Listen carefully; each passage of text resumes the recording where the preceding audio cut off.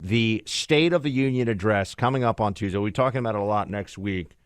I think you're going to see a whole lot of delusion on display. I don't know what else to call it because they know the polling is against them. They know that on issue by issue, they're going to have major challenges in trying to convince the American people that anything is going well in the country.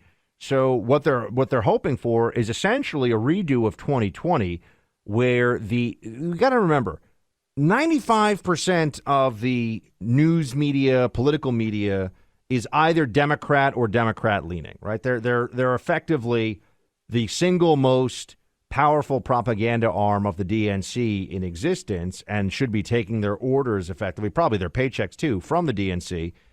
And so that gives them a tremendous advantage because a lot of people, you and I are, as I say, characters in the news matrix. We're just existing constantly, reading, tweeting, thinking, communicating with each other, communicating with other people in this world. And for folks who are just going to be tuning in and, they want to vote, they want to do their civic duty, they're going to be hearing, oh, Joe Biden's defeated COVID. Oh, Joe Biden's got the economy. I mean, but some of their stuff, the greatest economy, or rather the greatest job creation. He says, Clay, that he's created more jobs than any president since World War II, I think is the line they use, or just the notion that he's created 6 million or 8 million jobs.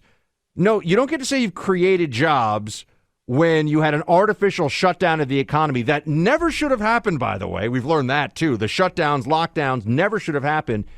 And now they're going to try to tell us on Tuesday he's a great jobs and economy president.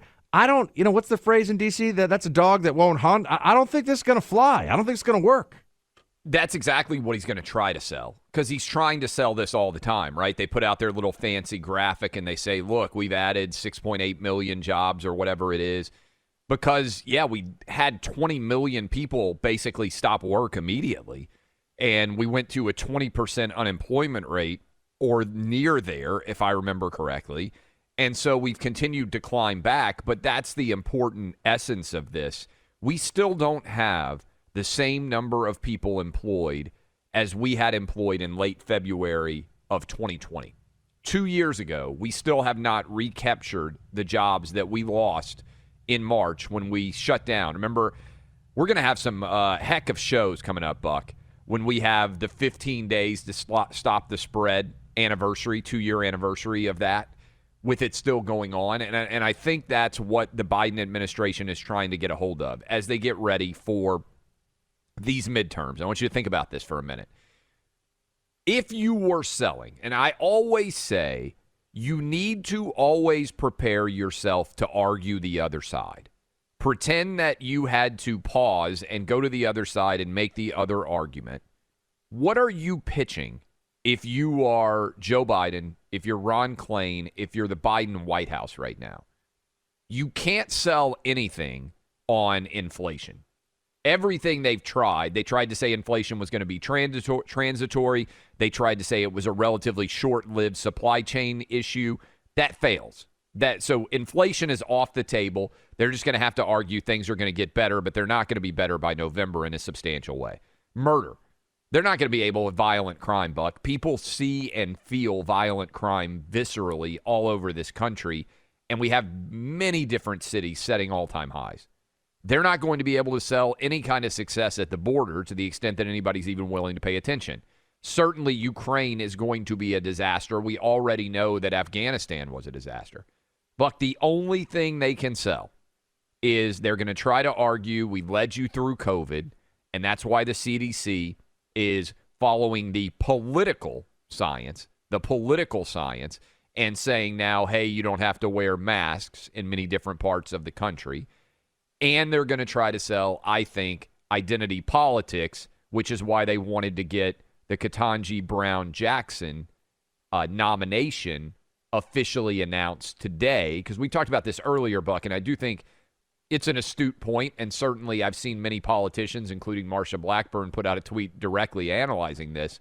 Why are you announcing a Supreme Court nominee in the middle of the biggest war, the biggest invasion that has occurred in Europe since World War II?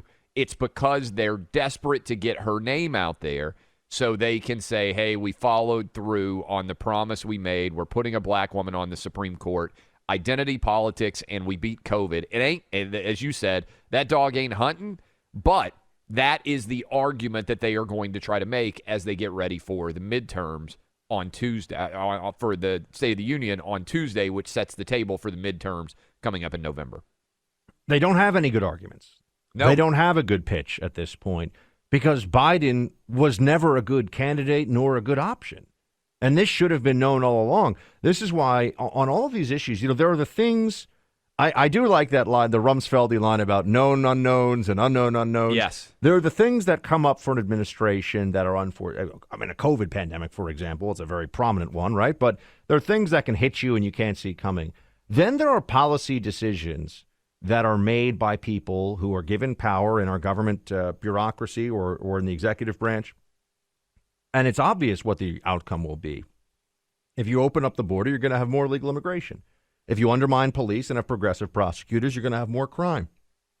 If you spend more money, they spent $1.9 trillion without a single Republican vote at the beginning of 2021, Clay, the Democrats did, as if it was, chump change, as if it was something they found in the cushions, on the couch. $1.9 trillion. Obama was going to spend $900 billion, I think, in the initial, not TARP, that was Troubled Asset Relief Program, in the stimulus. He was going to spend almost $1 trillion in the stimulus, and that was cause for the Tea Party to come together, right? I mean, we were, oh my gosh, they spent almost $2 trillion like it was nothing. This is 10 years later. So we look at this now and we see all of these were foreseeable consequences of the actions the Democrat Party has taken up to this point, and we need to have a corrective. I mean, I really do believe this is what's in the best interest of the entire country, even double masked, scared to go outside, I'm on my 8th or 9th booster libs, will be better off if Democrats get their hands taken off the levers of power. I know they obviously vociferously disagree with that, but we've already seen the results. There's nothing. This should be a hard thing for us to do right now, Clay. We should be sitting here saying, man, look, the long-term consequences of some of Biden's decision-making are going to be really rough, or I think we haven't seen the full. No. We're not telling people things are going to get bad in 2 years or 10 years or whatever. We're saying, look at what you have already experienced.